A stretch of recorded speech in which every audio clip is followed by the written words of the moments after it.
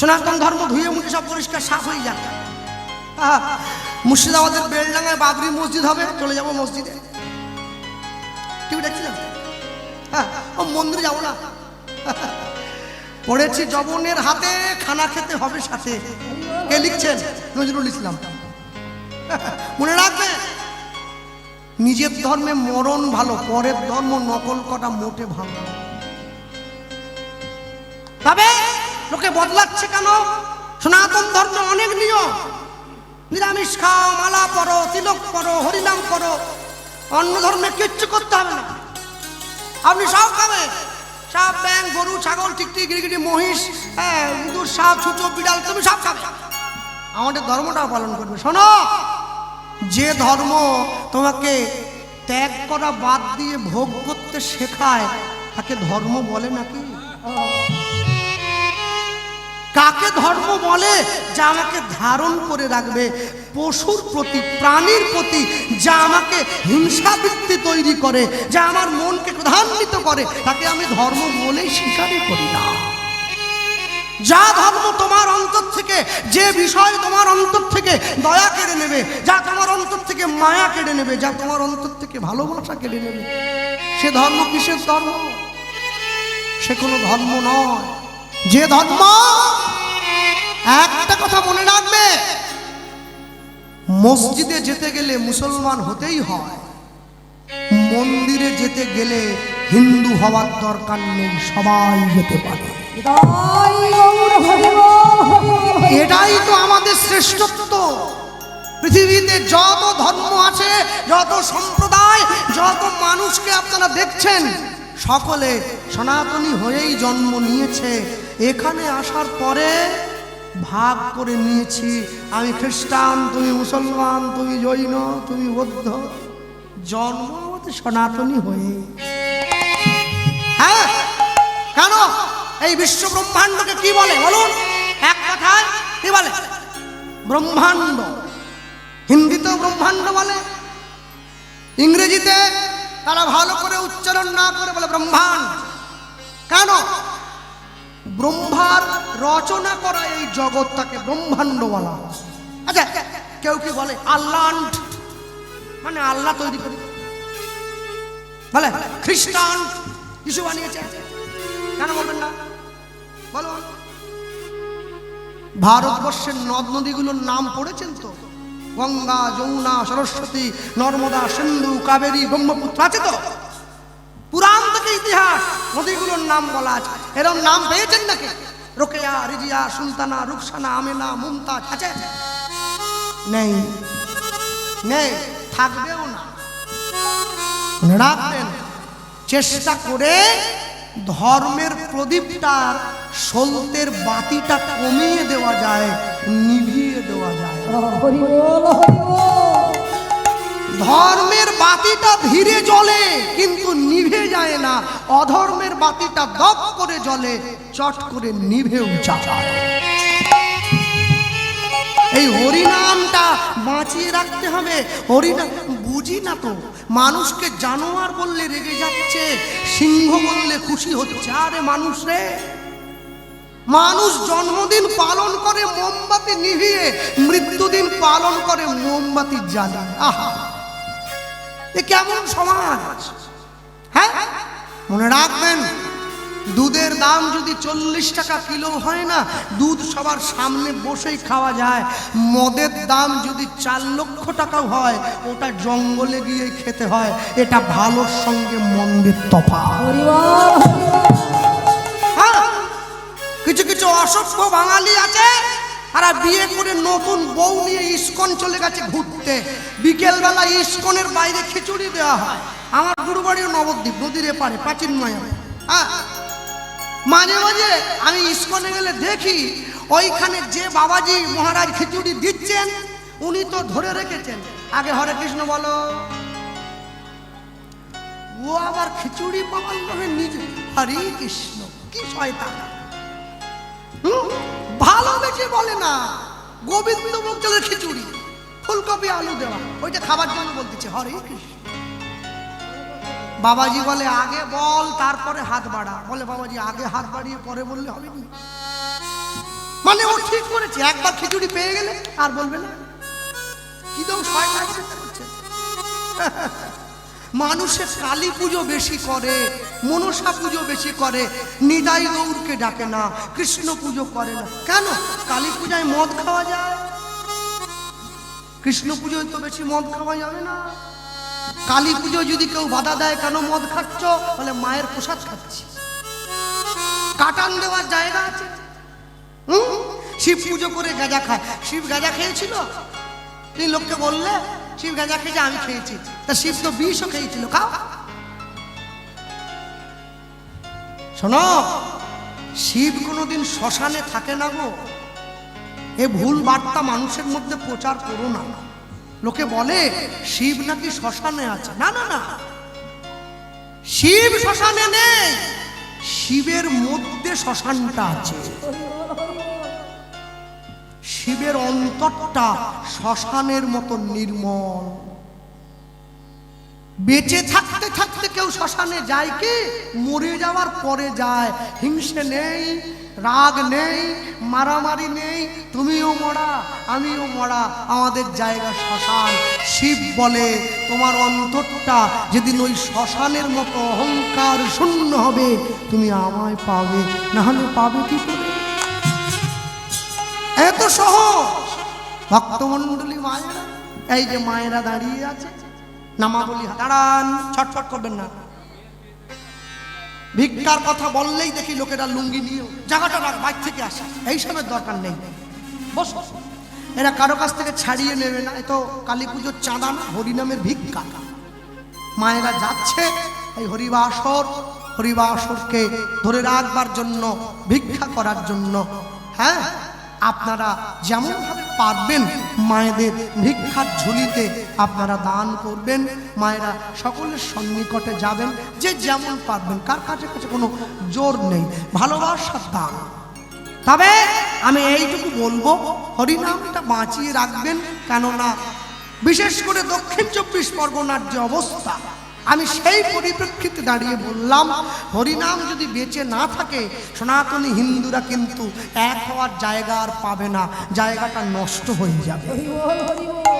তাই হরিনামটা বাঁচিয়ে রাখবেন। মায়েরা যাচ্ছে প্রত্যেকের কাছে, আপনারা যেমন ভাবে পারবেন ওনাদের ভিক্ষা পাত্রে আপনারা ভিক্ষা দেবেন। হ্যাঁ মা, চলে এসো, প্রথমে আমি শুরুটা করে দিই, এসো আমার কাছে এসো। আমার সব উল্টো জানেন, একাদশীর দিন খিদে বেশি নয় আমার, আমি বুঝি না। এমনি দিনে 3 বার খেলে হয়ে যাচ্ছে, ওদিন 4 বার খেতে হচ্ছে। ভাত, আলু ভাতে, ডাল। তা সেই আমি আমার আসরে গিয়ে লোককে বলি, আপনারা একাদশী করেছেন? আমি 4 বার ভাত খেয়েছি। ওটা বলি না, মানে বলছি। যা কমিটি আবার আমাকে বলে, দাদা এত ভালো করে খেটে খুঁটে গান গাইলেন, 50 টাকা কম নেবেন, নাহলে খবরদার ওইটা বলবেন নি। খেতে না দেন, টাকা কম দিবেন নি। আমার সব উল্টো, মেলাতে পারবেন না সব। যা ভক্ত, তাতে লোকে আমার খারাপ বলে বলুক গে, ওতে কি? হ্যাঁ, পেটে খিদে মুখে লাজ দিকে কি, টাকা দিয়ে দাও, আগে টাকা দিয়ে দাও। ভক্তমণ্ডলী, ভক্তিমতী মায়ের 2 ভাই, বড় ভাইয়ের ঘরে সন্তান জন্ম হয়েছে। এবার শুভ, যেই গুরুদেবকে প্রণাম করে উঠে দাঁড়িয়েছে, গুরুদেব রঘুনাথ দাসকে বুকে জড়িয়ে ধরল। রঘুনাথ, তুমি কি আমার আশ্রমে থাকবে? হ্যাঁ। শোনো রঘুনাথ, আমার আশ্রমে থাকলে কিন্তু এমনি এমনি থাকতে পারবে না বাবা। এখানে কাজ করতে হবে, ভগবানের নাম করতে হবে, আশ্রমের নিয়ম পালন করতে হবে। গুরুদেব, এটাই তো চেয়েছিলাম, এটাই তো চেয়েছি। ভাবছ বসে চলবে কিসে, তুমি ভাববার কে? তোমার ভাবনা যিনি ভাবছেন, তুমি ভাবো তাকে। শোনো, আপনি কোনোদিন দুঃখে পড়েননি, আপনি দুঃখের মাঝে নিজেকে ডুবিয়ে দিয়েছেন। লোকে বলে এমন ভাবে নেশা করবে যেন নেশা তোমায় না ধরে, তুমি নেশাকে ধরবে। তাই জগতে এমন ভাবে চলবেন আপনি কোনোদিন সংসার যেন আপনাকে না ধরে, আপনি যেন সংসারটা ধরে রাখতে পারেন, তবেই তো জীবন। নাহলে জীবনের সার মর্ম বুঝবেন কি করে? ভক্তমণ্ডলী মায়েরা, সেই গুরুদেবের আশ্রমে রঘুনাথ দাস রয়েছে। একদিনকে সেই আশ্রমে যিনি এলেন তিনি কে? নামাচার্য ছিল ঠাকুর হরিদাস। হ্যাঁ, নাম বিজয়ী হরিদাস, কাম বিজয়ী হরিদাস। সেই হরিদাস এসেছেন ওই রঘুনাথ দাসের গুরুদেবের আশ্রমে, বল্লভাচার্যের আশ্রমে গুরুদেব এসেছে, হরিদাস ঠাকুর এসেছিলেন। আর এই যে এসে উঠেছেন সন্ধ্যাকালে সকল ছেলে মেয়েদের সঙ্গে নিয়ে হরিদাস ঠাকুর বসেছেন। আস্তে, যদি সাধু সঙ্গ করতে নাও পারেন, অন্তত সাধুর আলোচনা করবেন, এতেও জীবনে মঙ্গল হয়। হ্যাঁ, যদি গীতা পড়তে নাও পারেন তবু গীতার সঙ্গে রাখবেন, এতেও মঙ্গল হয়। জীবনের ভালোটা বুঝে নিতে জানতে হয়। জীবনের ভালো বুঝতে না শিখলে শিখবেন কি করে? হরিদাস ঠাকুর সকল ছেলে মেয়েদের সঙ্গে নিয়ে বসেছেন, বসে বলছেন, শোনো, যাকে তোমরা রাধা বলো, যাকে তোমরা কৃষ্ণ বলো, আমার সেই রাধা কৃষ্ণ মিলেমিশে কলিকালের মাটিতে তো গৌর হয়ে এসেছে। রঘুনাথ দাস সামনে বসেছে, কি ফর্সা হলে কি দাম হবে? তাহলে তো মূলও ফর্সা। মূলর কত দাম? 10 টাকা আটি। আপেল কি ফর্সা? শুকিয়ে তোবড়ে গেছে, 300 টাকা। রঘুনাথ দাস সামনে বসেছে, হরিদাস ঠাকুরের নয়ন পানে তাকিয়ে যাচ্ছে, বা মানুষটা তো বেশ, কত মিষ্টি করে কথা বলে। যাকে দেখিলে মুখে আসে কৃষ্ণ নাম, জানিবে সেই বৈষ্ণব, তাকে করিবে প্রণাম। তাকে দেখে যদি আপনার অন্তরে ভক্তি জন্মায়, তাহলে আমাকে দেখে জন্মাবে না। আমি তো সিজন ব্যবসা, সিজনের সময় মালা পরি, সিজন শেষ করে দিলাম, তখন পেঁয়াজ খাচ্ছি। এই যে গানে এসেছি, তিলক করে নিলাম, পরে মুছে দেবো। আমি শুরুতে আমার সব উল্টো, মেলাতে পারবেন না। এখন ধুতি, বাড়ি গেলে লুঙ্গি পরে নিলাম। জাত ছাড়া চলবে না, জাতে থাকতে হবে। হ্যাঁ, তাহলে পাড়ার লোকে খারাপ বলে, বলে গোপাল এখন ভক্ত হয়ে গেছে, এ বদনাম আমি নেব না। হ্যাঁ, আমার মা বলে, লোকে বলছে গোপালের মা এখন ভক্ত হয়েছে। আমি বলি, বদনাম করলো না সুনাম? বলে বদনাম। গোপালের মা ভক্ত হয়েছে, পাড়ার লোকে বলছে কি বদনাম হয়ে গেছে, তাহলে কি করলে সুনাম হবে? বাবা মরে যাওয়ার পরে ছেলে মেয়েরা 11 দিন নিরামিষ খেলো, হব্বিষ করলো। 12 দিনের দিন সাদ্য করে 13 দিনের দিন বড় বড় রুই মাছের পেটি নিয়ে বসেছে। পাড়ার লোকে আবার নাম দিয়েছে নিয়ম ভঙ্গ। একদিন পর্যন্ত ভুল নিয়মে ছিল, আজকে মাছের মাথা খেয়ে বেটা ঠিক নিয়মে ফিরে আসতেছে। এসো, ফিরে এসো, যাতে থাকতে হবে। লুঙ্গি ছাড়লে চলবে না, লুঙ্গি আমি বলবো না। না, রাগ করবেন না, আপনাদের দিয়ে তো বলতে পারি না, তাই নিজেকে দিয়ে বলি। হ্যাঁ, মাঝে মাঝে ইচ্ছে হয় নিজের হাতটা নিজে কামড়াই, কি করবো বলুন? এত চেষ্টা করছি, তবু তো আমি সোজা করতে পারছি না। হ্যাঁ, যাক, হয়তো সকলকে সোজা করতে করতে আমি চলে যাবো, তবু চেষ্টা ছাড়া চলবে। হ্যাঁ, হরিদাস ঠাকুর বসে সকলের সামনে বসে বলে উঠল, এসেছে ব্রজের বাঁকা কালো সখা, আয় তোরা দেখবি যায়, দেখবি যায়। এই তো এসে গিয়েছে সবাই, তোদের এই সোনার নদিয়া। আগের মতো মাঝে মাঝে একটু গাটা গরম রাখতে হয় না?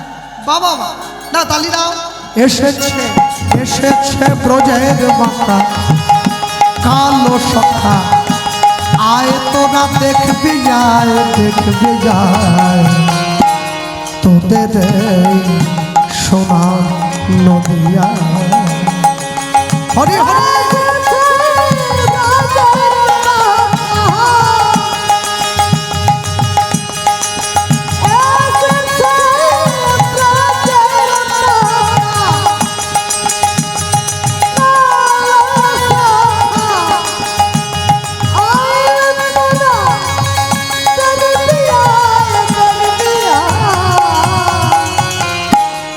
তোদের এই সোনার নদী বাহু তুলে বল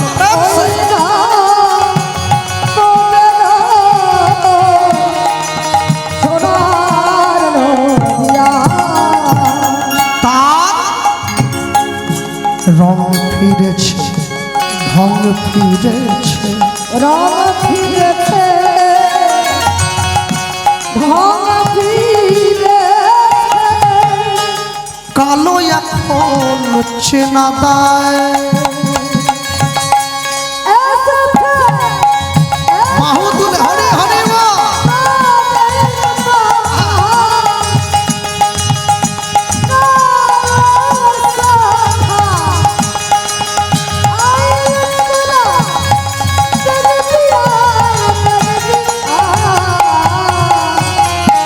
তোদের এই সোনার নদী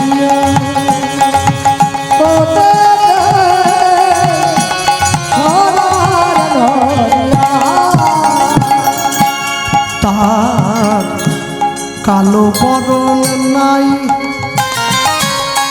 ও যে রাই অঙ্গে অঙ্গ মেখে গৌর হলো তাই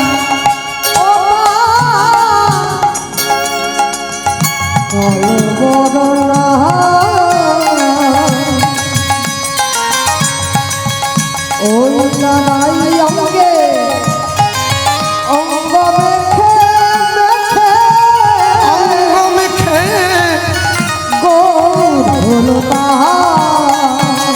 সেই ব্রজের খেলা ধুলো খেলা খেলতে এলো নদিয়ায় নদিয়ায় তাই গৌর হরি হরি তোদের এই তোদের এই সোনার নদিয়ায় শ্যাম রাধা প্রেমে ঋণী হয়েছে ওই না হাতের বাঁশি কেড়ে সামের বিদায় দিয়েছে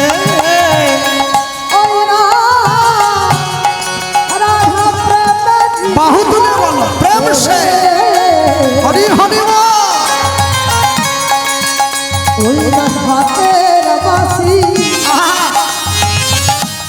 কেড়ে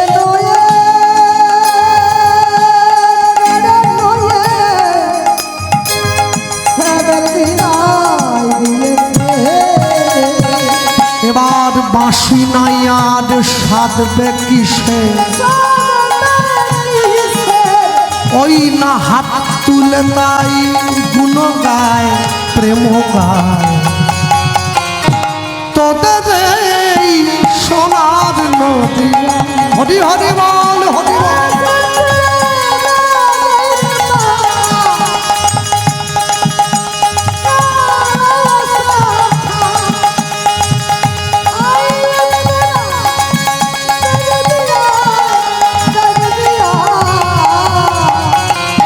তোদের এই সোনার নদী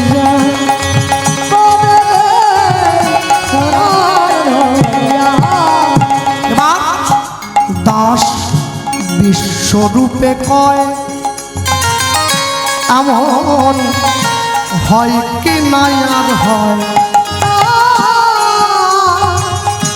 বিশ্বরূপে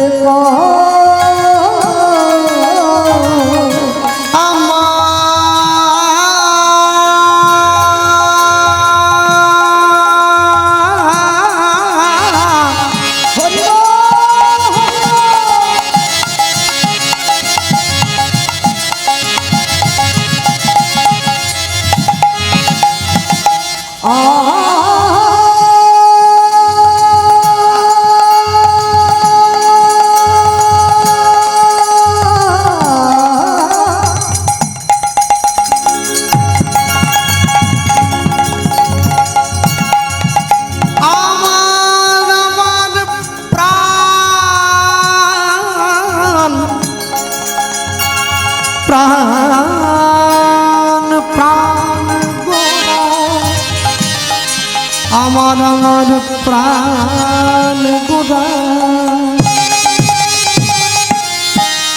দাস বিশ্বরূপে কয় এমন হয় কি নাই আর হয় বিশ্বরূপে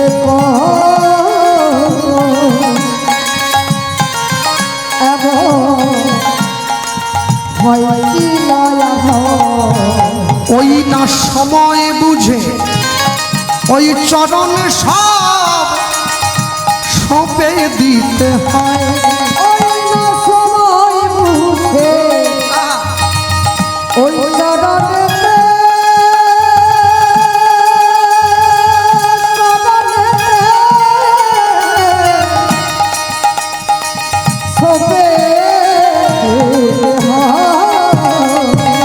রাধার প্রেমের নাগর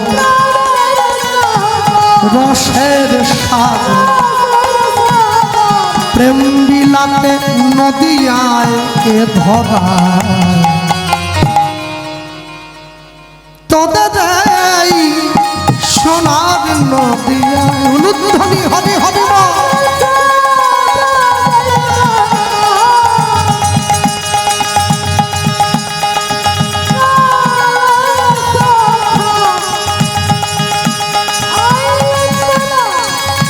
দেখবি না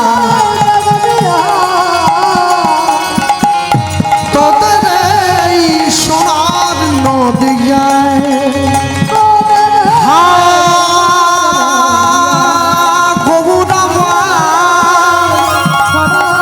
তুমি করুণা করো এই জগজনে কৃপা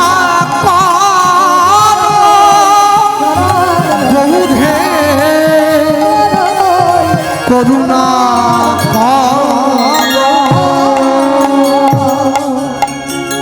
আমি তোমার হলাম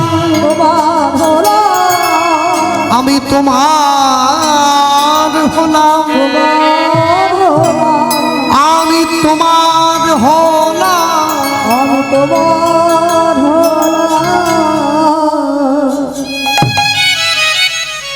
রঘুনাথ দাস ছুটে গিয়ে হরিদাস ঠাকুরের চরণে পড়লো আমি তোমার হলাম কে কে পায়ে পড়ে কে ওঠো ঠাকুর কি নাম তোমার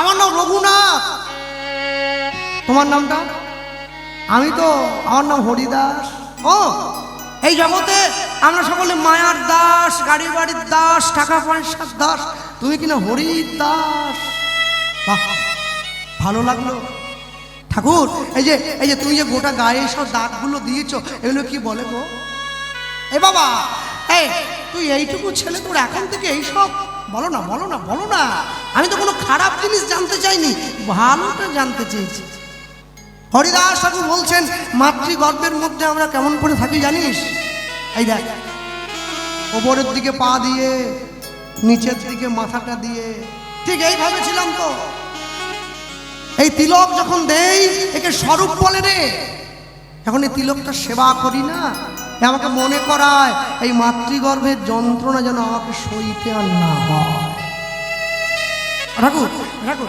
আমায় একটু দেবে গো আমায় দেবে বাবা চাইলে ডাক্তার হওয়া যায় চাইলে মাস্টার হওয়া যায় চাইলে উকিল হওয়া যায় চাইলে ব্যারিস্টার হওয়া যায় চাইলে কি সাধু হওয়া যায় চাইলে কি ভক্ত হওয়া যায় হ্যাঁ ভালো উদ্যোগ আগামী 7ই ডিসেম্বর রবিবার পশ্চিমবঙ্গের 5 লক্ষ কণ্ঠে গীতা পাঠ ব্রিগেড প্যারেড ময়দানে সকলে যাবেন আপনারা গীতা পাঠের সেই অশোকবাবু এসছেন বাবা এই আপনারা সামনে থাকলে গাইতে বড় ভয় করে উনি কীর্তনীয় মানে ছাত্র আছে না এখন আমার বড় ভয় হ্যাঁ মানে কি জানতো ফাঁকা মাঠ হলে আমার সুবিধে হয় মানে ফাঁকে গোল দিয়ে ভুল হলে কেউ জানলো না কিন্তু এনারা থাকলে আমার বড় ভয় হয় ভুল হলে আমার ধরবে এ বাবা এটা লাস্টে কিন্তু হ্যাঁ 7ই ডিসেম্বর প্রত্যেকে আপনারা যদি নাও যেতে পারেন সমর্থন করবেন। কেন জানেন? সনাতনীদের জন্য বড় প্রয়োজন এটা। ভালো লাগুক আর না লাগুক রোজ খাবেন তিতা, ইচ্ছে করুক আর না করুক রোজ পড়বেন গীতা। গীতা পড়ো হিন্দু ভাই, গীতার মতো জিনিস নাই। প্রত্যেকে পড়বে, প্রত্যেকে পড়বে। যাদের বাড়ির ছেলে মেয়েরা ইংলিশ মিডিয়ামে পড়ে তারাও পড়বে, যাদের বাড়ির ছেলে মেয়েরা বাংলা মিডিয়ামে পড়ে তারাও পড়বে। ভুল হোক তবু পড়বেন। হয়তো রত্নাকরের মতো মরা মরা বলতে বলতে আমরাও একদিন রাম উচ্চারণ করলেও করে ফেলতে পারি, যদি ভাগ্য বলবান হয়। হ্যাঁ, হরিদাস ঠাকুর রঘুনাথকে বুকে জড়িয়ে ধরেছে। বাবা এই বয়স থেকে তোমার এত অনুরাগ ঠাকুর, এই যে তুমি যার নাম বললে, তুমি যে বললে রাধা কৃষ্ণ মিলে মিশে গৌর হয়ে এসেছে, হ্যাঁ এই কলিযুগের মাটিতে, আমাকে এখন নিয়ে যাও তোমার গৌরের কাছে। আমি যাব, যে আমি যাব। উঠন্তি মূল পত্রে চেনা যায়। আমি যাব, আমি গৌরের কাছে যাব। বাবা আমি তোমাকে আশীর্বাদ করছি। আমি জানি না, আমি তো মুসলমানের ছেলে, আমার আশীর্বাদে তোমার কাজ হবে কিনা, কিন্তু আমি যদি একদিনের জন্য আমার গৌরকে ভালোবেসে থাকি, আমি হরিদাস তোমায় আশীর্বাদ করলাম, একদিন আমার গৌর ঠিক তোমায় কৃপা করবে। হ্যাঁ, হরিদাস কৃপা কইলা রঘুনাথের উপরে, সেই কৃপার কারণ হইল চৈতন্য চরণ পাইবার তরে।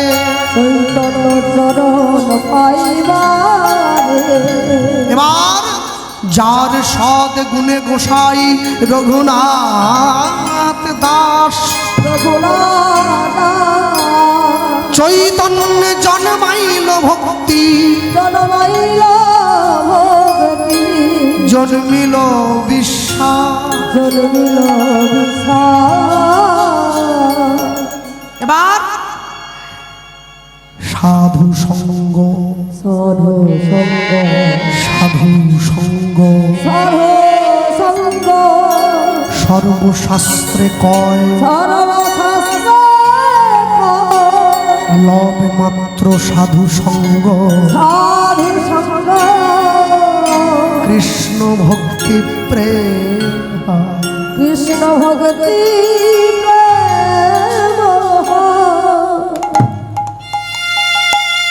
হরিদাস ঠাকুর রঘুনাথকে আশীর্বাদ করে ফিরে গেল।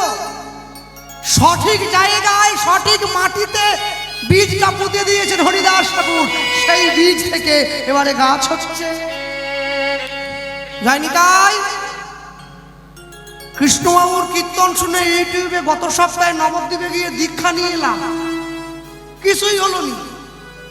সেই চায়ের দোকানে বসছি, সেই চপ খাচ্ছি, সেই ডিম ভাজা খাওয়ার পরে মনে পড়তেছে একাদশী। হায় হায়, এ কিরম হরি না, মাটি শুকনো হয়ে গেছে, বীজে কোনো কাজ হবে না। সময় থাকতে দিতে হবে।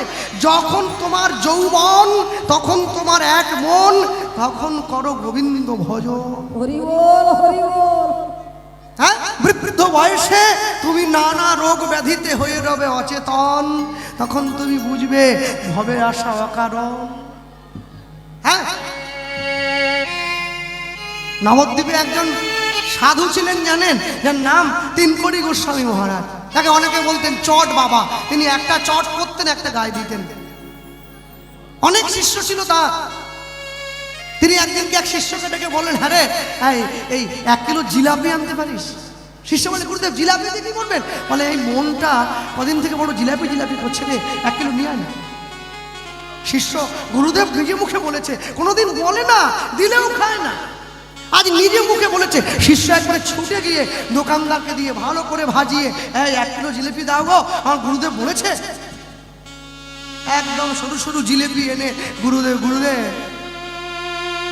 গুরুদেবের সামনে দাঁড়িয়ে জিলিপির প্যাকেটটা হাতে নিয়ে শিষ্য একটা তুলসী নিয়ে, দাঁড়া তুলসী দিস না, তুলসী দিলে তো প্রসাদ হয়ে যাবে, ওটা ছেড়ে দে, এমনি প্যাকেটটা দে তো, এমনি দিয়ে দিয়েছে। গুরুদেব কি করছে জানেন? সকল শিষ্যরা দেখছে, একটা করে জিলেপি ঠোঙার থেকে বের করে মুখের সামনে ধরে জিভটাকে বের করে বলে, বড্ড লোভ না, কেউ খাই খাই, বড্ড লোভ, নিচে ফেলে দিচ্ছে। আবার বের করেছে, খুব লোভ জানিস, খুব খাই খাই সব তোরা, আবার ফেলে দিচ্ছে। 1 কিলো জিলেপি নিচে ফেলে দিলেন। শিষ্য এসে গুরুদেবের সামনে দাঁড়িয়ে বলছেন, গুরুদেব আপনি না খেতেন খেতেন আমাদের দিয়ে দিতেন, আশ্রমের এইসব তেল নুন ছাড়া তরকারি আমাদের কি কষ্ট, হ্যাঁ একটু ভালো জিলেপি দেখেছিলাম, আপনি জিভের সামনে নিয়ে গেছে, কি করলেন? জিভকে বললেন খুব খাই খাই, খুব খাই খাই, উনিকে ফেলে দিলেন। গুরুদেব বলছেন, জিভটাকে একটু শাসন করলাম, খুব খাই খাই খাই খাই করে, হ্যাঁ খুব খাই খাই খাই। আজ বলছে জিলেপি খাবো, কাল বলে চপ খাবো, পরশু বলে মদ খাবো, তারপর দিন বলে বিড়ি খাবো। বাহ, জিহার লালসে জীব ইতি উদ্ধায়, কৃষ্ণদর পরায়ণ কৃষ্ণ নাহি পা। হরি বল, হরি বল। কুকুরের যখন খিদে পায়, কুকুর শ্মশানে গিয়ে ভাগাড়ে গিয়ে মরা হাড় নিয়ে চিবোয়, হাড়ের খোঁচা লেগে কুকুরের মুখ থেকে রক্ত বেরিয়ে যায়, নিজের রক্ত নিজে খায়, বলে হাড়ের থেকে ভালো স্বাদ পাচ্ছি। তো মানুষ হয়ে গেছি আমরা সেরকম। কুকুরের চা পাওয়ার সীমা আছে, আমার নেই, আমার নেই। 70 বছর বয়স হয়ে গেছে আমার, এখনো পর্যন্ত আমাকে যদি কেউ কীর্তনে ডাকে, আমি বলি 1 লাখ টাকা না হলে যাবো না। আরে 70 বছর বয়স, টাকা কি হবে? কদিন পরে দিন গুনতে হবে, পারের কড়ি জমা, টাকা পরে জমাবে, কড়ি জমা। তা নয়, মানুষের জীবনটা এরকম। কাজলের ঘরে থাকবেন, গায়ে কালি লাগাবেন না, তা বললে কি হয়? লাগাতে হয়। তবে কালি যখন লাগিয়েছেন না, আমি বলবো কি, নামের কালি লাগা। কলঙ্কে বলিয়া ডাকে সব লোকে, তাহাতে নাহিক দুঃখ, তোমারও লাগিয়া কলঙ্কের হার মোর গলায় পরিতে সুখ। কৃষ্ণ নাম, চৈতন্য মহাপ্রভুর নামে যে কলঙ্ক আছে, যদি সেই কলঙ্ক গায়ে লাগে, জীবন ধন্য হয়ে যাও। আপনারা জানেন কি, মহাপ্রভু যখন সন্ন্যাস হয়ে চলে গিয়েছিলেন না, আর ফিরে আসেননি, বিষ্ণুপ্রিয়া দেবী তো ঘরের বাইরে বেরোতেন না, ভেতর থেকে কথা বলতেন। যেদিনকে সচিমা গিয়ে বিষ্ণুপ্রিয়াকে শেষ দেখাটা দেখবার জন্য দরজাটা খুলেছে, দেখছে আমার বৌমার দেহটা একেবারে জরাজীর্ণ হয়ে গেছে, শুকনো কঙ্কালের মতো। ভালো করে লক্ষ্য করবেন, যারা সাধুগুরু জ্ঞানী গুণীজন বৈষ্ণব পণ্ডিত মানুষ বসে আছেন, চৈতন্য চরিতামৃতকার কৃষ্ণদাস কবিরাজ গোস্বাইপাদ, তিনি কিন্তু বিষ্ণুপ্রিয়া দেবীর কথা খুব একটা বলেননি চরিতামৃতে, এড়িয়ে গিয়েছেন। তিনি মাত্র 6 বার বলেছেন। 10,553টি শ্লোক আছে, এই 10,553টি পায়ারের মধ্যে মাত্র 6 বার বলেছেন বিষ্ণুপ্রিয়ার কথা, আর বলেননি। কেন পারেননি, কেন বলেননি? যখন কবিরাজ গোস্বামীপাদকে গিয়ে সকল বৈষ্ণবরা জিজ্ঞাসা করলেন, আপনি বিষ্ণুপ্রিয়ার কথাটা বললেন না? তিনি বলছেন, আমি বলতে পারি না, ওই কথা লিখবার মতো আমার গায়ে আর শক্তি ছিল না। সচিমা দরজা খুলে দেখছে, আমার বৌমার দেহটা একেবারে ক্ষীণ হয়ে গেছে, রুগ্ন, কথা বলতে পারে না, আলতো করে ডাক দিয়েছে, মা। সচিমা দরজা খুলে দেখছে বৌমার দেহটা মলিন হয়ে গেছে, কিন্তু অঙ্গে যে জ্যোতি আছে না, পুরো ঘরটা আলো হয়ে গেছে। এটা গৌর ভজনের চিহ্ন, এটা ভগবানকে ভালোবাসার বহিঃপ্রকাশ। যে ঈশ্বর ভালোবাসে, তার মেকআপ লিপস্টিকের প্রয়োজন হয় না। ঈশ্বরের সকলের অঙ্গ কান্তি তার দেহে বিরাজ করে, তাকে দেখেই তো বোঝা যায় সে ভক্ত, সে বৈষ্ণব। তখনই তাকে প্রণাম করতে হবে, না হলে করবেন কি করে? করবেন কি করে? হরিদাস ঠাকুর মহাপ্রভুকে এই কথাটাই বলেছিলেন, প্রভু মুই অধম মুই দীনজন সকতি নাহিক মোর, তুমি প্রিয়জন সকলার প্রিয়, কি গতি হইবে মোর। আমি অভাজন নীরবে কাঁদিয়া তব চরণ লব, জগৎ জীব তোমারে ডাকিয়া সুখেতে পাতিয়া থব। এই প্রেমদাস করে হায় হায় ধরনে না যায় হিয়া, কাঁদিতে কাঁদিতে তনু বিগলয় লোচন দাসের কায়া। মহাজনের পদ পড়লেই চোখে জল এসে যায়। কেন? কেন? আমরা ভালোবাসতে শিখি নাই, ভালোবাসতে বুঝি নাই। আমি যদি শিখতাম, যদি জানতাম, তাহলে কবেই তো তোমায় পেয়ে যেতাম। তোমায় পাওয়ার মতো কোনো জায়গা থাকতো কি? আমি সন্তানের দুঃখে কাঁদি, ছেলে মেয়ের দুঃখে কাঁদি, স্ত্রীর দুঃখে কাঁদি, সংসারের জন্য কাঁদি। হ্যাঁ বাবা, আমার 1 লাখ টাকা হারিয়ে গেছে, সেই দুঃখে কাঁদলাম। আমার জীবনটা যে হারিয়ে যাচ্ছে সে দুঃখে তো কাঁদিনি।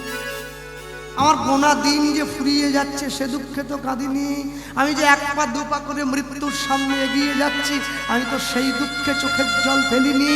আমি তোমার নাম করব বলে এসেছিলাম, এখানে এসে দেওয়া কথা রাখতে পারিনি, আমি সেই দুঃখে তো কাঁদিনি। আমি তোমার চরণ সেবা করব বলে এসেছিলাম, এখানে এসে করতে পারিনি, আমি সেই দুঃখে তো কাঁদিনি। তাই গৌর হরি বল হরি বল। আমি সব ছেড়ে দিয়েছি। হরিদাস ঠাকুর রঘুনাথকে আশীর্বাদ করে ফিরে গেল। আর যেদিন থেকে রঘুনাথের অন্তরে গৌর প্রেম বসে গেল, আর তো ছেড়ে যাওয়ার জায়গা নেই, আর ছেড়ে যাওয়ার জায়গা নেই। হ্যাঁ, রঘুনাথ দাস উচ্চ শিক্ষা লাভ করে বাড়িতে ফিরে এসেছে। রঘুনাথ দাসকে ভোলাবার জন্যে রঘুনাথ দাসের বাবা দেখছে, রঘুনাথ দাসের জ্যাঠামশাই দেখছেন, আমাদের ছেলেটা বড় চঞ্চল হয়ে গেছে, সংসারে মন নেই। রঘুনাথ, কি হয়েছে তোমার? বাবা, আমি আমি আমি গৌরের কাছে যাব। চুপ করো, বারবার একই কথা বলতে আমাদের ভালো লাগে না রঘুনাথ। তোমায় বলেছি তুমি ওই নামটা মুখে আনবে না, ওই নাম যে আমার ভালো লাগে। না না রঘুনাথ, ওই নাম যারা মুখে একবার নিয়েছে তারা কেউ কেউ নিস্তার পায়নি, সবাই যে তার চরণে চলে গেছে, তুমি মুখে আনবে না। হ্যাঁ, রঘুনাথ দাসের মনটা সংসারে বসাতে হবে। কি করব? হ্যাঁ, কি করব? রঘুনাথ দাসকে বিয়ে দিয়ে দেবো। প্রত্যেক দিন রঘুনাথ দাসের ঘরে এক বিধবা মা আসতেন। রঘুনাথ দাসের সংসার, রঘুনাথ দাসের ঘর পরিষ্কারের জন্য। যে মায়ের নাম ছিল রেবতী দাস, তার কন্যা ছিল যার নাম কমলা। জমিদার মশাই গিয়ে রেবতীর ঘরে উঠেছে, রেবতী তোমার মেয়েটাকে দাও না, বৌমা করে ঘরে নিয়ে যায়। শুনুন, বড় লোক যদি গরিবের বাড়িতে আত্মীয় হয়ে আসে, গরিবের মনটা বড় খুশি হয়, কিন্তু গরিব যদি বড় লোকের ঘরে আত্মীয় হয়ে যায়, বড় লোকের মন খুশি হয় না। আজকে রেবতী ছুটে গিয়ে জমিদার মশাইয়ের চরণটা ধুইয়ে দিয়েছে। আসুন না, বসুন না। জমিদার মশাই, আমার মেয়েকে আপনার বাড়ির লক্ষ্মী করে নিয়ে যাবে। মেয়েটি বেরিয়ে এসেছে, জমিদার মশাইকে প্রণাম করছে। মা, তুমি যাবে? আমাদের ঘরণী, আমাদের রঘুনাথের স্ত্রী হয়ে। মেয়েটির চোখে জল। কেন? রঘুনাথের মতো হেন পণ্ডিত, রঘুনাথের মতো হেন সুপুরুষ, রঘুনাথের মতো ভক্ত, এমন মানুষকে যে রমণী পায় সে কি আর না কেঁদে থাকতে পারে? কিন্তু মা তোমায় একটা কথা দিতে হবে যে কি কি বলুন? আমি সব কাজ পারি, আমি ঘরের সব না, তোমায় কিচ্ছু করতে হবে না, তুমি শুধু কথা দাও, তুমি কথা দাও, তুমি তুমি তুমি তুমি আমাদের রঘুনাথকে গৌরের নাম করতে দেবে না। ছুটে গিয়ে জমিদার মশাইয়ের চরণ দুটো জড়িয়ে ধরেছে। আপনি কি বলছেন, কি বলছেন? মদের নেশা, বিড়ির নেশা ধরলে কাউকে ছাড়ে, গৌর প্রেমের নেশা কাউকে যদি একবার ধরে তাকে কি রাখা যায় এই মায়ার সংসার?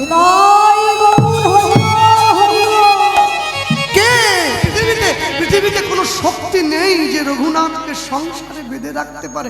আমি তো সামান্য রক্ত মাংসের মানুষ। মা তুমি তুমি তুমি তুমি কথা তুমি পারবে, তুমি পারবে মোহ দিয়ে, মায়া দিয়ে, রূপ যৌবন দিয়ে আমাদের ছেলেটা মনে মনে ভাবছে, আচ্ছা আমার স্বামী তো গৌর চরণে যাবে, ওকে তো আমি আটকাতে পারবো না। আচ্ছা আমার স্বামী যদি গৌরের চরণে যায় আমি কি বাদ থাকবো নাকি? আমি তো অর্ধাঙ্গিনী, আমি কি বাদ থাকবো? আমার স্বামী গেলে আমিও তো যাব। আমি বুদ্ধিমতী মেয়ের মতো সিদ্ধান্তটা গ্রহণ করি। হ্যাঁ আমি যাব, আমি এই তো উপযুক্ত কথা, উপযুক্ত বুদ্ধিমতী মেয়ের মতো কথা বলেছ বাবা। সুন্দর করে বিবাহের দিন স্থির হলো। সবাই হুগলিবাসীকে নিমন্ত্রণ দাও, জমিদার মশাইয়ের ছেলের বিয়ে, রঘুনাথের বিয়ে, সকলে মিলে ছুটে এসেছে। আজ কি আনন্দের শোভা কহনে না অনুধ্বনি,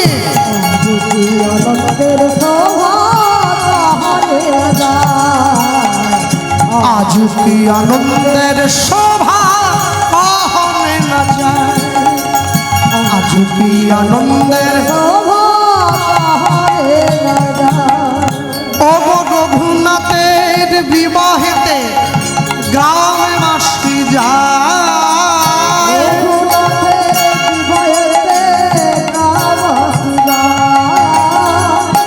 আজ কি আনন্দের শোভা কহনে না যায়, আজ কি আনন্দের শোভা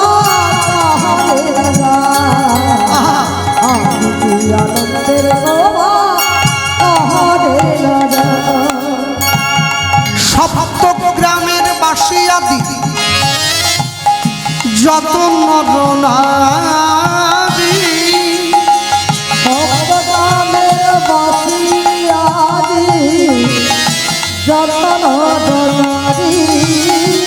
অনুধ্বনি করে সবে রঘুনাথের, অনুধ্বনি করে আজ কি আনন্দের শোভা কহনে না যায়, আজ কি আনন্দের শোভা কহনে না যায়, আজ কি আনন্দের শোভা কহনে না যায়। বলো ভাই রঘুনাথ দাস গোস্বামী মহারাজ কি বিবাহ মহোৎসব কি নিতাই গৌর প্রেমানন্দ হরি বল, নিতাই গৌর হরি বল। সবাই রঘুনাথকে আশীর্বাদ করে ঘরে ফিরে গেল। রঘুনাথ জীবনে সুখী হও, জীবনে বড় হও, সুখে সংসার করো। ফুলশয্যার ঘরে প্রবেশ করে রঘুনাথ দাস তার স্ত্রীকে বলছে, কমলা আমি তোমায় একটা কথা বলবো, বলো না স্বামী। আচ্ছা আচ্ছা আমার মতো এহেন মানুষকে পেয়ে তুমি খুশি হয়েছ তো? শোনো, তোমাকে পাওয়া তো আমার কাছে ভাগ্য, আমার পুনর্জীবনের কর্মফল। বাহ বাবা বাহ, তা তুমি আমায় কিছু দেবে না? হাতটা বাড়িয়েছি। কে? রঘুনাথ দাস হাতটা বাড়িয়ে দিয়েছে, কিছু দাও। মেয়েটি কি বলছে, শোনো তুমি তো জমিদার, আমার অভাব নেই কিচ্ছু, আমি তোমায় কি দিতে পারি? আর কি আছে, কি দেবো? কিছুই নেই, তবে একটা জিনিস আছে। কি? এই যে মায়েরা, নারী জাতির জীবনে সব থেকে মহামূল্যবান সম্পদ তার চরিত্র, তার সম্মান। আজ থেকে আমার সম্মানের দায়িত্ব, আমার চরিত্রের দায়িত্ব আমি তোমার হাতে তুলে দিলাম। হ্যাঁ, তুলে দিলাম, আজ থেকে আমি তোমাকে দিলাম। আছে না, আপনারা বিশ্বকবির ভাষায় শোনেননি, মম জীবন যৌবন মম অখিল ভুবন, তুমি ভরিবে সৌরভে নিশীথি নিশম, তুমি রবে নীরবে হৃদয়ে মম। আস্তে আস্তে আমার জীবনের দায়িত্ব আমি তোমায় দিলাম। তাহলে তাহলে কমলা শোনো শোনো, আজ আমাদের ফুলসজ্জা মনে রাখবে, মানুষ যেদিন ফুলের বিছানায় ঘুমায় তার ফুলসজ্জা হয়, আর ফুল যেদিন মানুষের ওপরে ঘুমায় সেদিন তার অন্তিম সজ্জা হয়। হ্যাঁ, বাহ বাবা বাবা, এই যে কথা যেই বলেছে অমনি রঘুনাথের স্ত্রী ছুটে গিয়ে বুঝে নিয়েছে, ছুটে গিয়ে স্বামীর চরণটা ধরেছে। স্বামী, আজকে রাত্রিটা আমার কাছে থেকে যাও, কালকে সকালে চলে যেও, তুমি গৌরের কাছে যাবে, আমি তোমার না বলবো না। না শোনো, আমি তো জমিদারের ছেলে, আমি আমি এক সিদ্ধান্তে অনড় ব্যক্তি। কমলা, আমি সিদ্ধান্ত নিয়েছি, যদি আমার এই দেহটা গৌরের চরণে দেই, এই পবিত্র দেহটা নিয়েই আমি গৌরের চরণে যাব।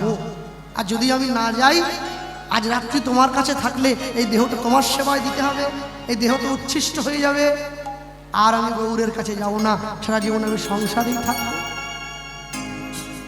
বলো তুমি কি চাও? এইবার রঘুনাথ দাসের স্ত্রী ছুটে গিয়ে ঘরের পিছন দরজাটা খুলে দিয়েছে। আমি এটা শুনবার জন্যই তো অপেক্ষা করছি না। যাও, চলে যাও, তোমার গৌর তোমার জন্য অপেক্ষা করছে। আর যেদিন তুমি গৌরকে পাবে, আমার কথা একটু জানি। হ্যাঁ, রঘুনাথ দাস বলছে, আমার ইচ্ছে হয় কি জানো কমলা, আমি গৌর বরণ পরিধারণ। হ্যাঁ, যাদের মনে ধারণা আছে, যাদের মনে একটা ভ্রান্ত ধারণা গেড়ে বসে আছে, কি গৌরাঙ্গ লীলায় পদ গাওয়া যায় না, কে বলেছে? আমি গাইতে জানি না, আমি শিখি না। হ্যাঁ, আমি শিখে উঠতে পারি না। গৌরাঙ্গ লীলাতে মোটামুটি ভাবে একটু একটু এদিক ওদিক চোখ বোলালেই কম করে 10 থেকে 15,000 পদ চোখে পাওয়া যায়। গাওয়া যায় না মানে শিখবো না বলে কাটান দিয়ে রেখেছি। হ্যাঁ, আমি তো রান্না করতে জানি না, লোককে বলি আমি আমার লোকের কড়াতে পারি না, আমার নিজের কড়া চাই। আসলে কি হতে জানি না, কিছুই তো নাই, ওটা বলে কাটান দিলাম। গৌর বরণ পরিধারণ আমি রাখব হিয়ার মাঝে,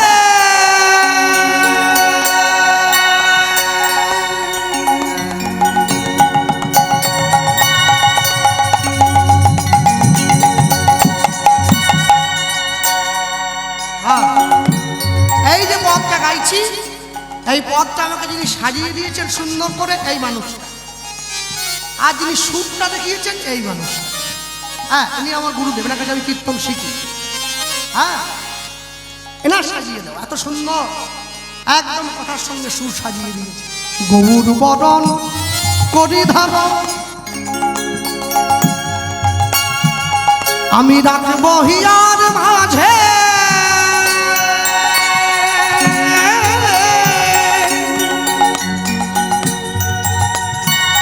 আমি গৌরাঙ্গের ভূষণ পরব, আমার যেখানে যা সাজে। উলুধ্বনি ওই না গৌর বরণ গৌরাঙ্গের ভূষণ পরব, যেখানে যেমন সাজে। আমি গৌরাঙ্গে ভূষণ পরব। আমার যেখানে যা সার গৌরঙ্গে ভূষণ পরব আমার যেখানে যেমন সাজে আমি গৌর বরণ গোরচনায় গোড়া গোড়া লিখব আস্তে আস্তে।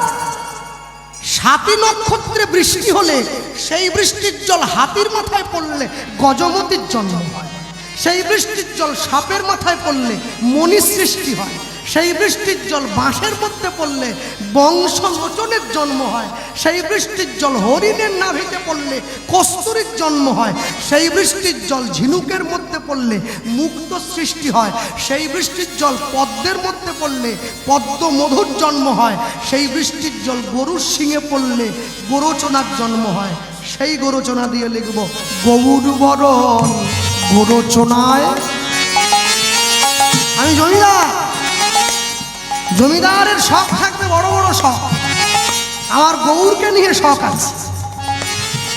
গোড়া গোড়া লিখব গান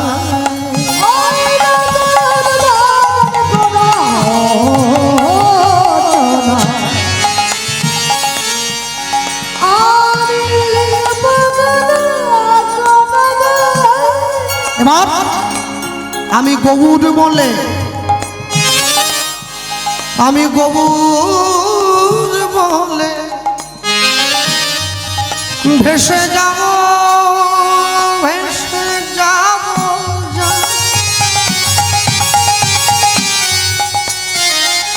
সেই সোনার নদিয়ায়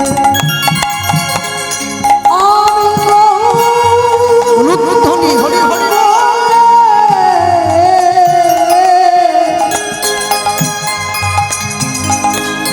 ভেসে যাব ভেসে যাব সোনার নদিয়া। আমি কুলের মূল উপাড়িয়া ভাসাইলাম গঙ্গার জলে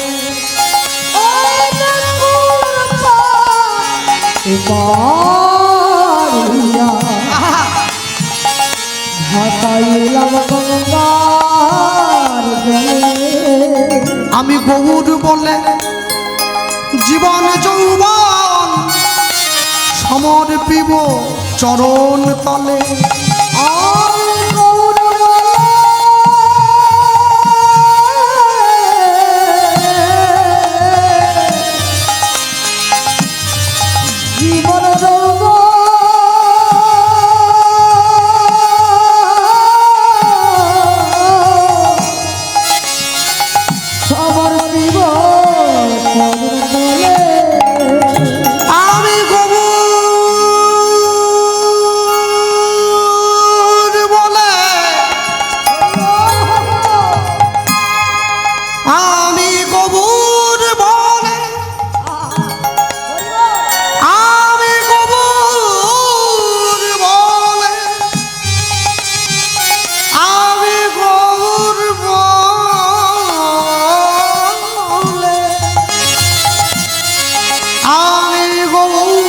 বলে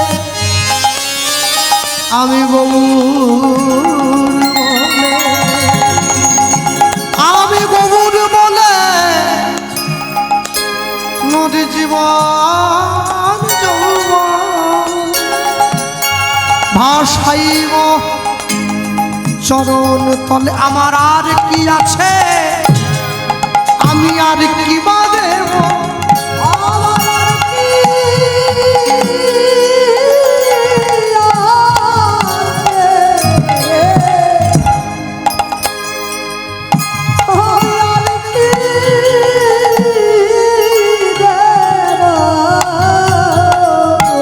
আমার আর কি বা আছে আর কি বা দেব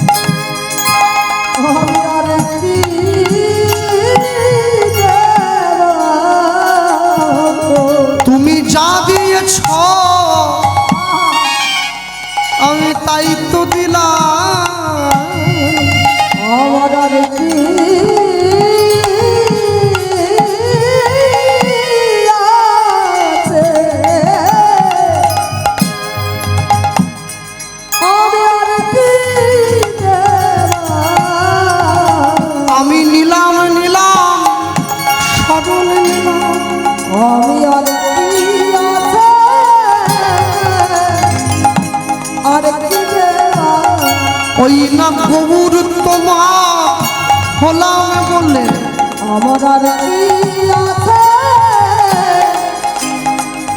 আর কি দেব অগয় রেখো তোমার চরণ তলে আমার আর কি আছে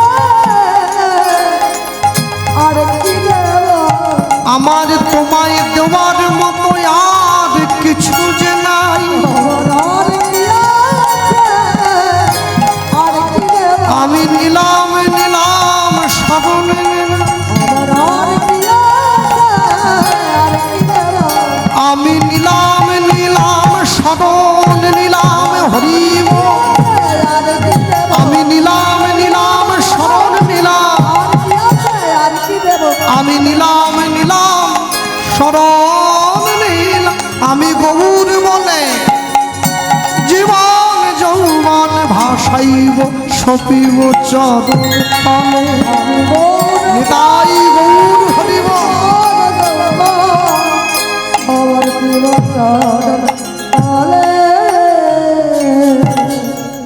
নিজের ঘর পরিত্যাগ করে বিবাহের বেশ ধারণ করেই রঘুনাথ দাস চলে গিয়েছে মহাপ্রভুর কাছে। মহাপ্রভু কোথায় আছে? শান্তিপুরে অদ্বৈত আচার্যের ঘরে। ছুটতে ছুটতে গিয়ে মহাপ্রভু চরণে পড়ল, কে? প্রভু, আমি রঘুনাথ, আমার কাছে নাও, আমার কাছে নাও। রঘুনাথ, আমি তোমার কথা শুনেছি, হরিদাস ঠাকুর আমার তোমার কথা বলেছে রঘুনাথ, কিন্তু বাবা এখনো যে আমার কাছে আসার মতো তোমার সময় হয় না। অপেক্ষা করো, তুমি ঘরে যাও, রাজ্য শাসন করবে। আর শোনো, স্থির হইয়া ঘরে যাও। ঘরে মহাপ্রভু রঘুনাথ দাসকে বলছেন, কি বললেন? স্থির হইয়া ঘরে যাও। ঘরে তুমি না হও বাতুল, ক্রমে ক্রমে পায় লোকে ভব সিন্ধুর কুল। হ্যাঁ, মরকট বৈরাগ্য না করিবে লোক দেখাইয়া, যথাযোগ্য বিষয় ভুঞ্জ অনাসক্ত হইয়া, অন্তে নিষ্ঠা রাখিবে বাহ্যে লোক ব্যবহার। অচিরাতে কৃষ্ণ তোমায় করিবে উদ্ধার। কৃষ্ণ করিবে উদ্ধার আর হাতে কাজ মুখে নাম সদাই করিবে, সদাই করিবে। তুমি না ডাকিলেও কৃষ্ণ, ডাকিলে কৃষ্ণ তোমারে ডাকিবে। তোমারে ডাকিবে। হাতে কাজ করবেন, মুখে নাম করবেন। রঘুনাথ দাস ঘরে ফিরে এসেছে, সংসার পরিচালনা করছে। আহা, এ আনন্দের তো ভাব হবে না? বাহ! রাজা যদি ঋষি হয় রাজর্ষি বলা হয়, যদি দেবতা ঋষি হয় দেবর্ষি বলা হয়, মহৎ যদি ঋষি হয় মহর্ষি বলা হয়। আজকে রঘুনাথ ঘরে ফিরে এসেছে, ঘরে ফিরে এসে সকলকে সঙ্গে নিয়ে একসঙ্গে করে বসে পড়েছে। কেন গো এমনি এমনি বসেছে? আমি যার লাগি পাগল হলাম,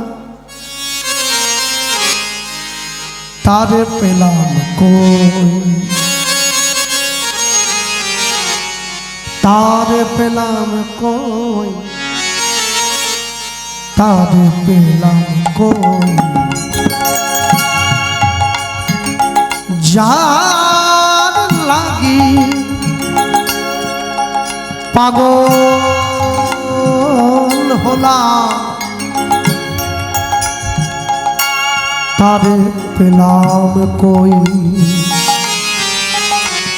আমি তারে পেলাম কই,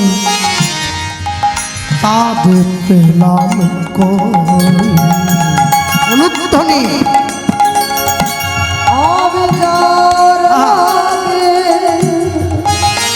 এবার আমি তাদের পেলাম না,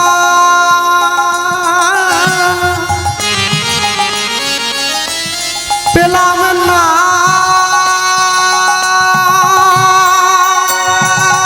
না, না গো।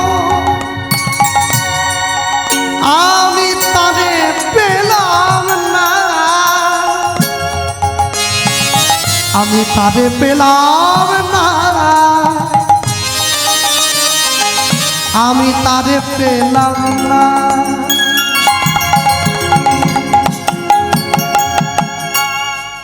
এই যে মায়েরা বসে আছেন, জীবনে যার সঙ্গে সম্পর্ক ছিল পেয়েছেন, সবাই পেয়েছেন। ভগবানের সঙ্গে সম্পর্ক রাখুন, তবে তো পাবেন। আমি তাদের পেলাম না, অনুধ্বনি পেলাম না,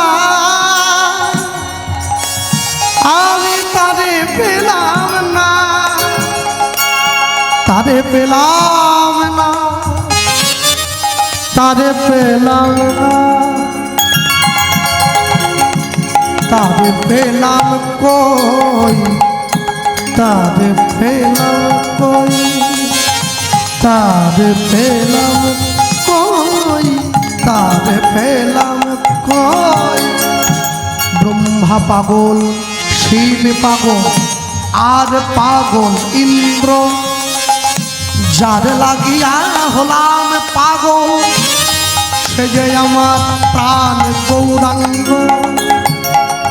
ব্রহ্মা পাগল, শিব পাগল, আর পাগল ইন্দ্র, যার লাগিয়া হলাম পাগল, সে যে আমার প্রাণ গৌরাঙ্গ।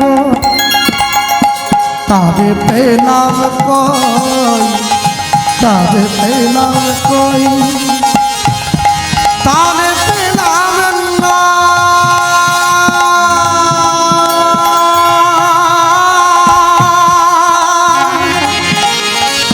আমি তাদের পেলাম না, আমি তাদের পেলাম না,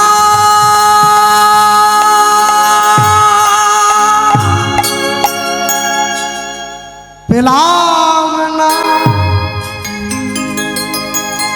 তারে পেলাম না। কদিন সহ্য করবে? একদিন, দুদিন, 3 দিন, 4 দিন, 5 দিন, 6 দিন। আরে ব্যাংকের ম্যানেজারের কাছে 15 বার ঘুরলে লোন পাওয়া যায়। ও 6 মাস ধরে কাঁদছে বিশ্ব ব্যাংকের ম্যানেজারের কাছে, ম্যানেজার লোন তোকে দিচ্ছি, আর থাকতে পারছি না।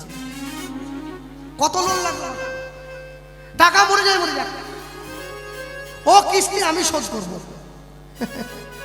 কি গো মায়েরা কোথায়? গ্রামে একটা বন্ধন ব্যাংক নাকি আছে না, পাড়ায় পাড়ায় ঘরে লোন নিয়েছ, কিস্তি দিচ্ছ, বাহ। তাহলে গ্রুপে লোন করে টাকা শোধ করছো, ইহ জগতে ব্যাংকে কিস্তি নিলে, লোন নিলে, টাকা শোধ করলে, যে পাঠালো সে যে লোন দিল সে টাকা শোধ করতে হবে না? চিন্তা ভাবনার মধ্যে থাকো, টাকা শোধ দিতে হবে তো। এত সুন্দর দেহটা দিয়েছে, হাত দুটো দিয়েছে, দুটো পা দিয়েছে, চোখটা দিয়েছে, সব লোনে চলছে, সব কিস্তি। একটা জায়গায় লোন শোধ করতে না পারলে পরের জীবনে মানুষ হবে, তাহলে হাতটা নেই, এটা খোঁড়া হয়ে গেছে। কেন? লোন শোধ করেনি তো, লোন বাকি আছে, লোন চলছে। শোধ করে দাও মা। মালিক বসে আছে। একটা সরকারের আওতায় থাকতে গেলে একটা কার্ড করতে হয়, যার নাম আধার কার্ড। তা গোটা বিশ্ব ব্রহ্মাণ্ডের সরকার যে, তার চরণে থাকতে গেলেও একটা কার্ড করতে হবে, এটা হরিনাম রূপী কার্ড। এই যে বাংলায় একটা কি শুরু হয়েছে এসআইআর নাকি, দুটো উপকার হচ্ছে বুঝলে। প্রথমটা কি, যে সমস্ত লোকেরা ভারতবর্ষের নাগরিক নয় কিন্তু ভারতবর্ষের সম্পত্তি ভোগ করছিল, তাদেরকে তল্পি তল্পা গুটিয়ে চলে যেতে হবে, হয় বাংলাদেশ নাহলে পাকিস্তান, মানে যেখান থেকে এসছে। এটা প্রথম উপকার। আর দ্বিতীয় কি, 2002 সালের পরে যে সমস্ত শিক্ষিত আদর্শ চাকরিজীবী ছেলে মেয়েরা বুড়ো বাপ মাগুলোকে বৃদ্ধাশ্রমে রেখে এসেছিল, ওরা ডেলি ছুটছে, বাবা সই একটা দিতে হবে। তাহলে আমার কি হয় বাবা, এটা সই দাও। তুমি সই না দিলে আমি কি ব্যাগ গুছাবো? বাবা বলে সই দিতে পারি, আমার শর্ত আছে। বলে কি শর্ত? বলে তুই যে সম্পত্তি আমার কাছ থেকে লিখে নিয়ে বাড়ি থেকে বের করে দিলি খোকা, ওই সম্পত্তিটা আমার নামে ফিরিয়ে দিতে হবে। বাবা বুঝে নিয়েছে তো, সম্পত্তি থাকলে ছেলে বের করতে পারবে না। আমাদের বিশ্ব জগতের জগৎ পিতা যে, সে অনেক আগে আমাদের সম্পত্তি লিখে দিয়ে দিয়েছে। কি আমাদের কি উচিত নয় একটু তার দেখাশোনার ভারটা নেওয়া? আমার লকুনদানা না, ও পিঁপড়ে তো খায় না গো, পিঁপড়েও বোঝে ও নকল মানুষ দিচ্ছে, পিঁপড়েরাও খায় না, কালো পিঁপড়ে গুলো যা পিঁপড়েতেও খায় না, তা ভগবানকে দাও কি করে? বলে আমার ছেলের জন্য আপেল এনেছি। ও, যে তোমাকে ছেলে দেবে সে নকল খেয়ে থাকবে, আর তোমার ছেলে আপেল খাবে? কদিন খাওয়াতে পারো দেখো না। এখানে সব ভালো। আমি মেদিনীপুর, আমার এদিকে আছে না, এদিকেও আছে,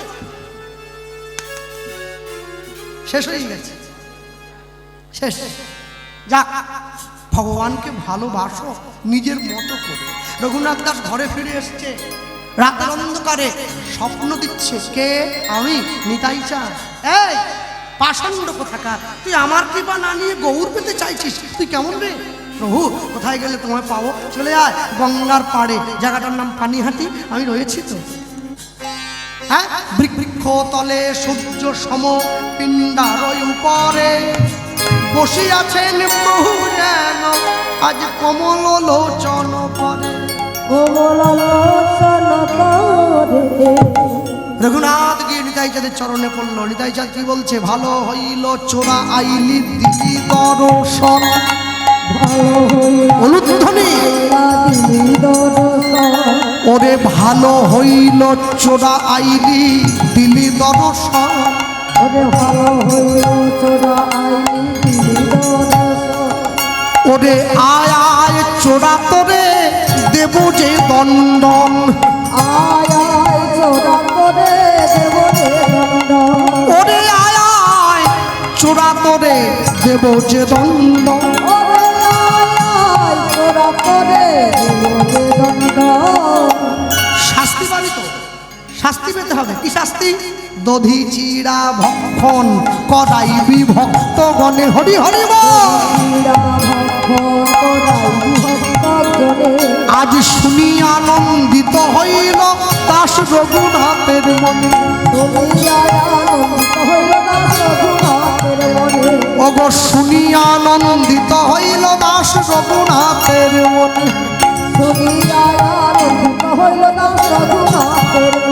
তার আনন্দ ধরে না, আনন্দ ধরে না, ওগো দণ্ড মহৎ সব শুনে, ওগো দণ্ড মহৎ সব শুনে হরি হরি হরি কহে, অনুধ্বনি হরি বল।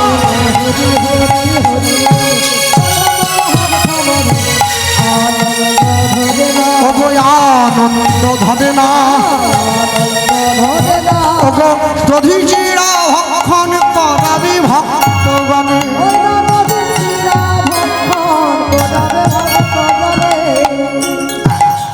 সবার কাছ থেকে দই চিড়া এনে সঠিক মূল্যে ক্রয় করে রঘুনাথ মেখে নিতাই চাঁদকে সেবা দিল মাটির পাত্রে করে। এইখান থেকে এই যে আপনারা দক্ষিণ 24 পরগনার মানুষ, এই যে আপনারা চিড়ের মালসা দেন ভগবানকে, এই জায়গার থেকে শুরু হয়েছে। ওইখান এই রঘুনাথ দাসী প্রথম মাটির মালসায় করে দই চিড়ে মেখে নিতাই চাঁদের বদনে দিয়েছিল। হ্যাঁ, চিড়ে মালসা ছিল না, আগে অন্য মালসা ছিল, তাকে পাকা মালসা বলা হতো। এখন আমাদের মেদিনীপুরের দিকে চিড়ে মালসা খুব কম জায়গাতেই হয়, বেশিরভাগ জায়গায় অন্য মালসা হয়। হ্যাঁ, তবে অন্য মালসা একটু ব্যয় সাপেক্ষ হয়ে যায়, সবার পক্ষে ওটা মানে মানে ব্যয়টা বহন করা একটু কষ্ট। সব কিছু দিতে হয়, একদম তিতা থেকে একবারে পরমান্ন পর্যন্ত অনেক খরচ। আজকেও চিড়ে মহোৎসব হচ্ছে, যে মায়েরা মাটির মালসা করে নিয়ে নিয়ে দুপুরবেলা আসছিল না, সবাইকে রঘুনাথ দাস সেবা দিল। সেবা দিয়ে সোজা ছুটতে ছুটতে কোথায় গিয়েছে? পুরীধাম। মহাপ্রভু রয়েছে পুরীধামে। হ্যাঁ, পুরীধামে গিয়ে রঘুনাথ দাস মহাপ্রভু চরণে পড়ল, প্রভু আমি এসেছি, আমি এলাম। আর যেই গিয়ে দাঁড়িয়েছে, রঘুনাথ দাসকে সুস্থ করছে কে? স্বরূপ দামোদর। সঙ্গীতে গন্ধর্ব সম, শাস্ত্রে বৃহস্পতি, স্বরূপ দামোদর সম নাই মহামতি। স্বরূপ দামোদর রঘুনাথকে মহাপ্রভুর প্রসাদে নিয়ে সুস্থ করলো। রঘুনাথ দাস চিন্তা করছে, আমি শুধু কি খেতে আর ঘুমোতে এসেছি? হ্যাঁ, খেতে ঘুমোতে এসেছি? তা তো করবো না। আমি কি দাঁড়াবো জগন্নাথ মন্দিরের প্রধান দরজার সামনে ভিক্ষার ঝুলি নিয়ে। দাঁড়িয়ে পড়েছে ভিক্ষার ঝুলি নিয়ে। আর দাঁড়িয়ে কি করছে? ওইখানে অবতারের সাথ, গোড়ায় অবতার, মন কেন না চিনিলি তারে।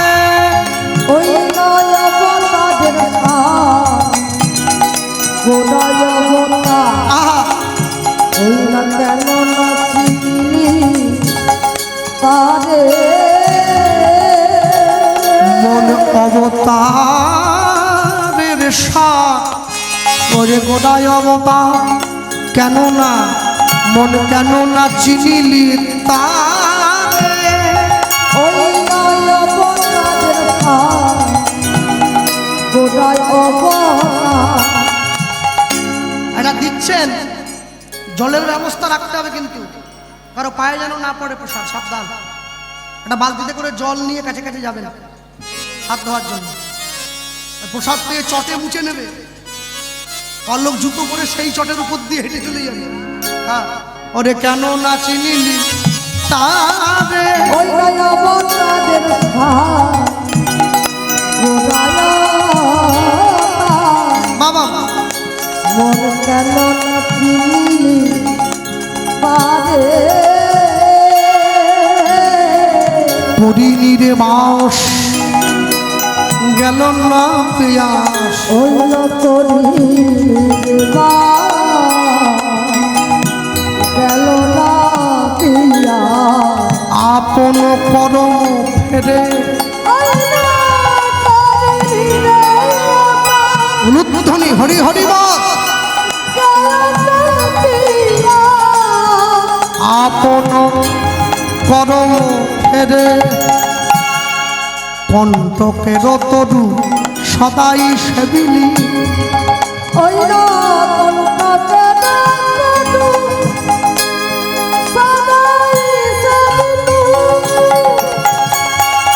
কণ্টকের তরু সদাই সেবিলি।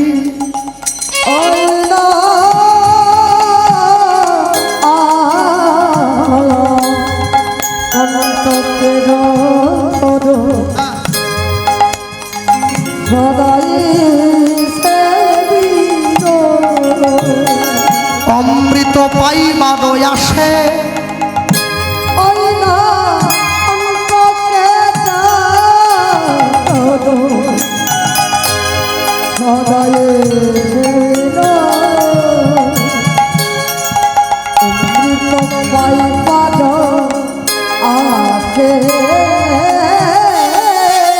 ওই যে প্রেম কল্প তরু, যে না চাহিতে প্রেম বিনা, যে না চাহিতে নাম বিনা। ওই না যে প্রেম কল্প তরু, আমার গৌরাঙ্গ সুন্দরে, তাহারে ভাবিলি বিষে।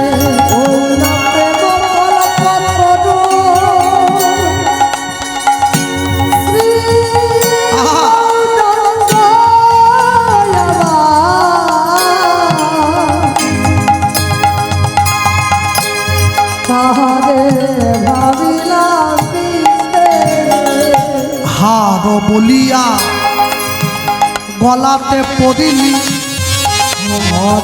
সমন কিঙ্কর সাপ।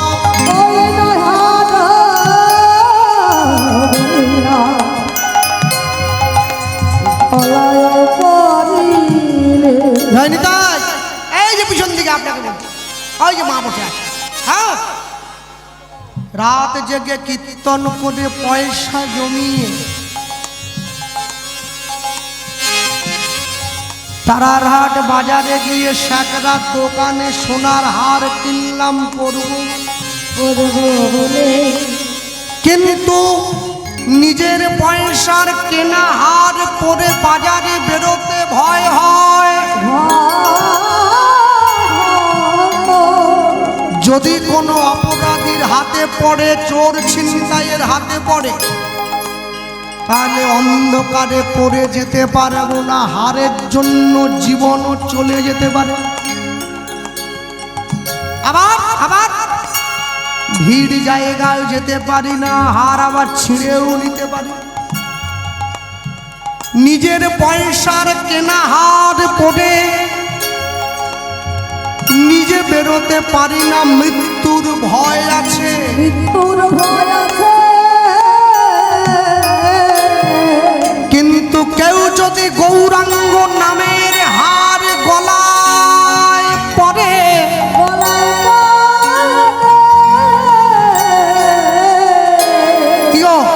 তার মৃত্যুর ভয় পলায়ে যায়। হলুধ্বনি হরিবা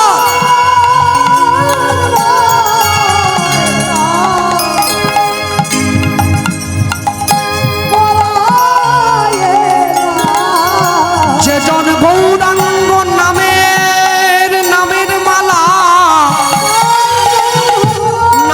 মালা গলা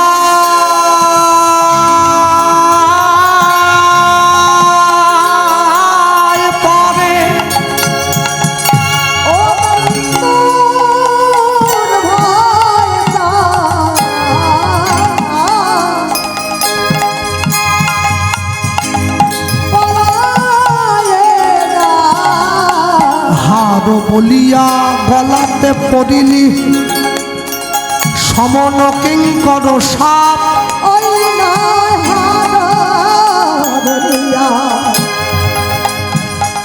গলায় পড়িলি সমন কিঙ্কর সাপ।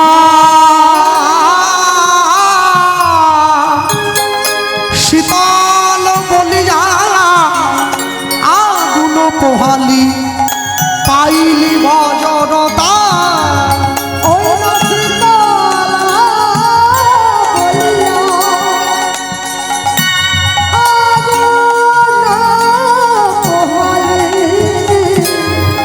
পাইলি বজরতা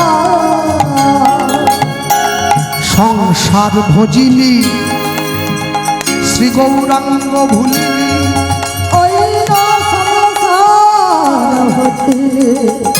শ্রী গৌরাঙ্গ ভুলিলি না শুনিলি সাধুর কথা।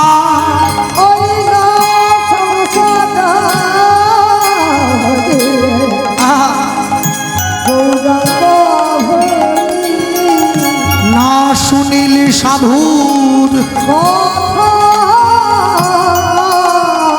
ওরে ইহ পরকাল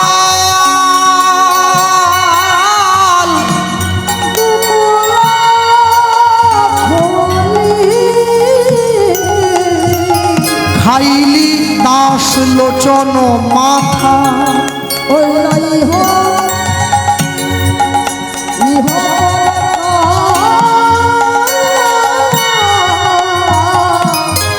দুকুল খোয়াইলে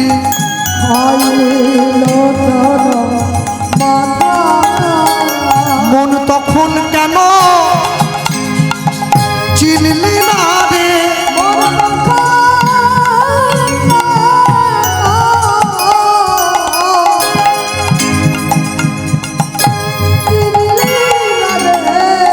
যখন কেঁদে কেঁদে গেল চলে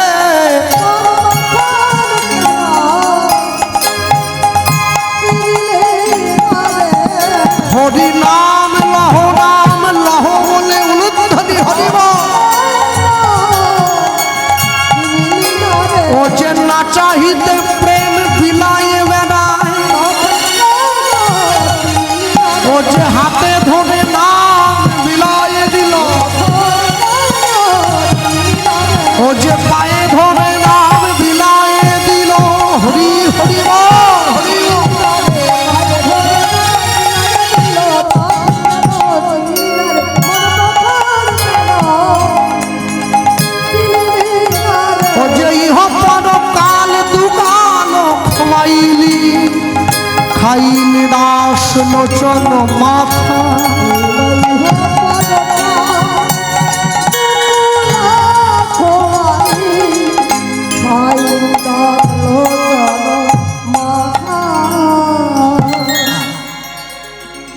জমিদারের ছেলে ভালো করে সেজে গুজে নিয়েছে, মহাপ্রভুর গুণগান গাইছে, একবারে ভিক্ষা ঝুলি ভর্তি হয়ে গেছে। এই যে কীর্তনের সময় দেখবেন কমিটির বাবুরা সব গ্রামে ভিক্ষা করতে যায় পাড়ায়। আমি একটা বুদ্ধি বলে দিচ্ছি আপনাদের, হ্যাঁ, ওই জিন্সের প্যান্ট ট্যান্ট পরে ভিক্ষা করতে গেলে হবে না।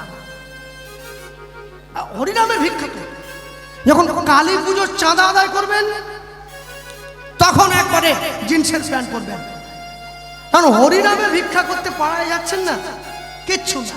কি করবেন? একটা পাঞ্জাবি পরুন, ধুতি পরুন, গলায় একটা মালা দিন, কপালে তিলক দিন। এবার গ্রামে যান, দেখবেন যে 50 দিত না, সে 100 দিচ্ছে। হ্যাঁ, ওটা মালা তিলকের এফেক্ট একটা আছে, কিনা বলুন তো? এবারে অনেকে বলবে বাবা দেয় না। শুনুন, আপনি যখন গিয়ে দাঁড়াবেন তার সামনে ভিক্ষার জন্য, প্রথমে মুখটা ফিরিয়ে নেবেন। আপনি বলবেন যে দেখুন, আজকে আমি যে এসেছি ভিক্ষা করার জন্য, আমি নিজের মেয়ের বিয়ের জন্য আসি, মহাপ্রভুর সেবার জন্য এসেছি। কেন বলুন তো কথাটা বললাম? আমার বাড়ি যেতে গেলে